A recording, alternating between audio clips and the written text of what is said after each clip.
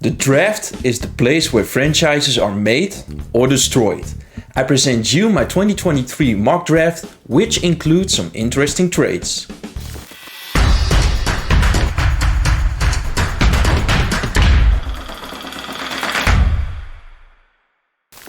Right out of the gate, the Texans make a move and trade their 2 first-round picks of this year to the Bears to pick up their guy, Bryce Young. The slightly undersized Heisman Trophy winner is the next franchise quarterback for the Texans. He earned the highest passer grade among Power 5 quarterbacks even while his supporting cast took a step back. Besides that, Young is the highest graded quarterback on out-of-structure plays and can make plays with his legs as well. Another plus are his intangibles. He's the best of this year's draft class when it comes to one-score games in a fourth, quarter or overtime. Anderson is an absolute force in the trenches for Alabama, where he terrorizes opposing tackles. Burst, agility, bend, it's all there. The new Khalil Mack? Who knows? But the Bears, with needs all over their roster, just should draft the best non-QB prospect available. The Colts are done testing veteran QBs and will pick a QB draft prospect this year. They find a willing trading partner in the Cardinals. And the Colts select Levis. Levis has shown that he can operate an NFL offense with 2 different coordinators who did the same thing in the league. Levis possesses elite physical tools with an howitzer of an arm paired with an exceptionally quick release. He can run the ball quite well and has shown that he can operate under pressure and in collapsing pockets. He can stop the run and rush the passer and is better than Devontae White and Jordan Davis were at this moment last year. And since the Cardinals pressed the reset button with the firing of their head coach, what better place to start in the trenches with this unique and versatile player? The Panthers haven't had a franchise QB since Newton's decline. Now it's time to pick his successor, but they have to pay the Seahawks a hefty pile of draft capital. Stroud is going to get the ball out on time and accurately to where it needs to go. He has a 75.8 adjusted completion percentage for his career. He avoids sacks pretty well. Add that all up and you have a terrific pocket passing prospect. There are some red flags though. His throwing under pressure has to improve and will have to adapt to the fact that he hasn't got the same time to scan the field as he had at Ohio. The Panthers and Stroud will conquer the NFC South. Brzee is a former 5-star recruit and is a freaky athlete for his size. The Lions already have excellent pass rushers in Hutchinson and Houston, and now they stuff the middle of that impressive line with Brzee, who earned a career-high 82 pass rushing grade. This is a reach, but the Raiders haven't got a choice right now since they benched Derek Carr this season. Richardson is a mobile quarterback and he just moves with ease, which is a necessity in the NFL nowadays. He can develop his accuracy behind Stidham for a season, but all the tools are there to be the next guy. Murphy has an ideal frame to play the edge position in the modern day NFL. He just shocks guys in contact and performs excellently in defending the run game. And that's just what the Falcons need. There isn't an edge rusher like Wilson in every draft class. With a wingspan over 7 feet long, Wilson creates a ton of challenges for opposing linemen. The Seahawks will love to add him to the roster.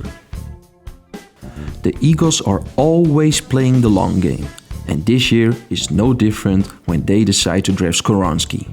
With the looming retirement of Lane Johnson, the Eagles are looking to draft a successor.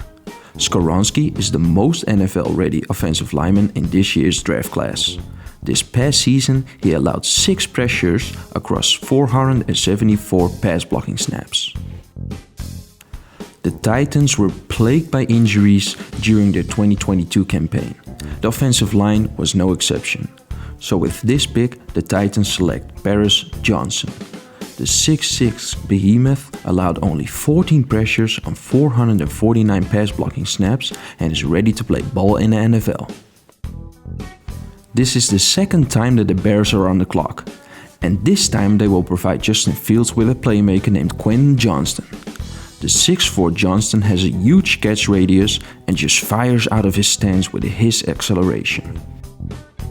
It's time to take another swing for the fences for the Jets front office. This time they go for McKee. McKee is a very polished passer with some of the best footwork, timing and accuracy in this year's draft pool. Combine that with a live arm and take in the fact that his supporting class was mediocre at best, you can easily come to the conclusion that he can operate in the NFL. The Patriots' last first-round wide receiver didn't pan out. Belichick will throw the dice one more time at this position of need by drafting Zay Flowers. Flowers' movement skills are on another level and he can put guys on skates with his explosiveness and fluidity, which make up for the fact that he isn't the well-built long wide receiver that the NFL is accustomed to.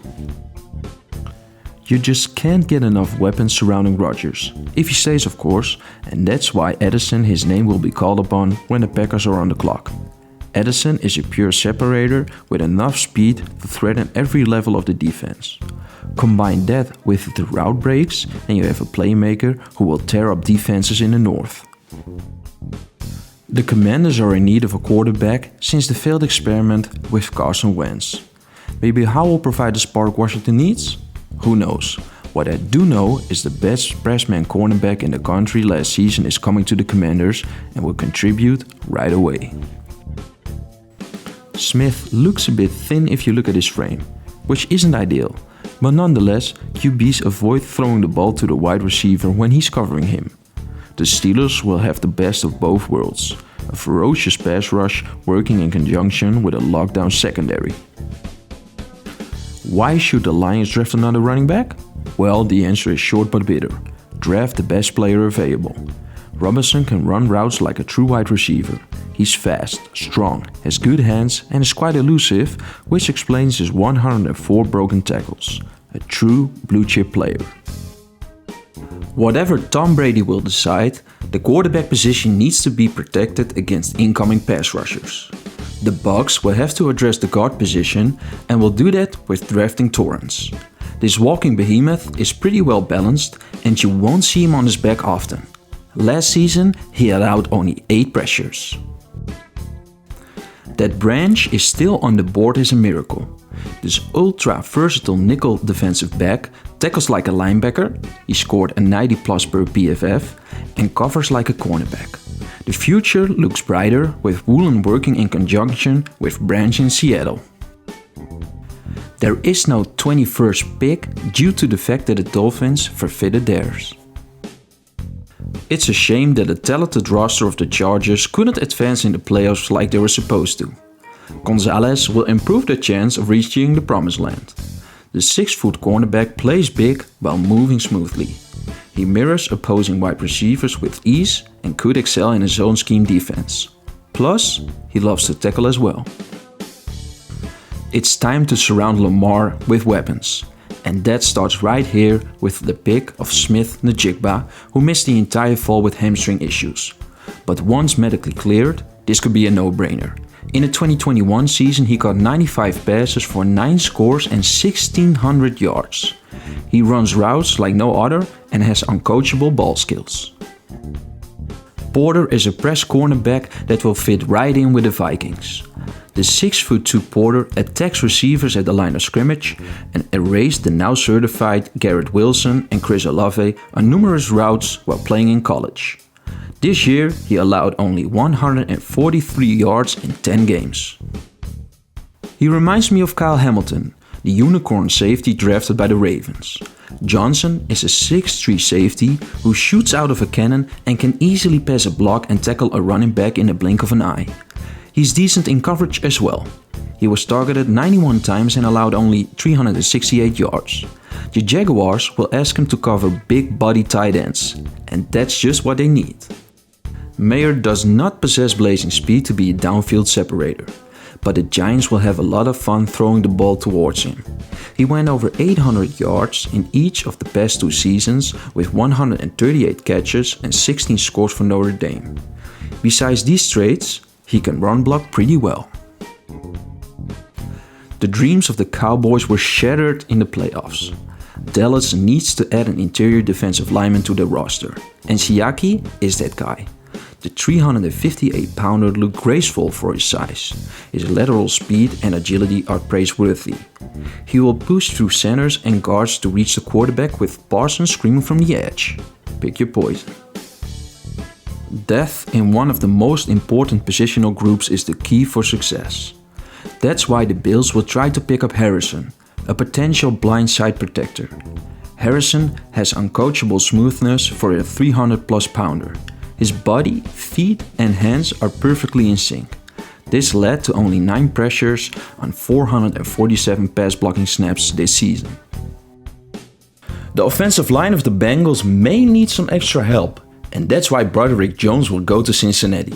The 6'4" Jones is a bully of a tackle, built like a block of granite, who will move people with ease for Burrow and company.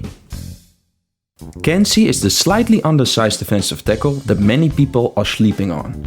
Kensey led all interior defenders with the highest pass rushing grade, and he just knows how to get to the quarterback with his elite quickness. You just can't have enough pass rushers on your team, and that's why the Chiefs would love to have Smith to complement Chris Jones. The former #1 overall recruit in the 2019 class may not have lived up to the hype, but the tools are still there. Smith is a high-end athlete who excels in stopping the run game and can develop his pass rush under the right tutelage. This 6'2" cornerback will find a new home in Philadelphia. Riggs was targeted 19 times and allowed 6 catches for 77 yards in the 2022 season. The combination of smooth hips and length presents a ton of problems for receivers in the NFC East. Well, this was my mock draft 1.0 and I'm really curious what you guys think will happen. Let me know down in the comment section. And I hope to see you when I present you my mock draft 2.0.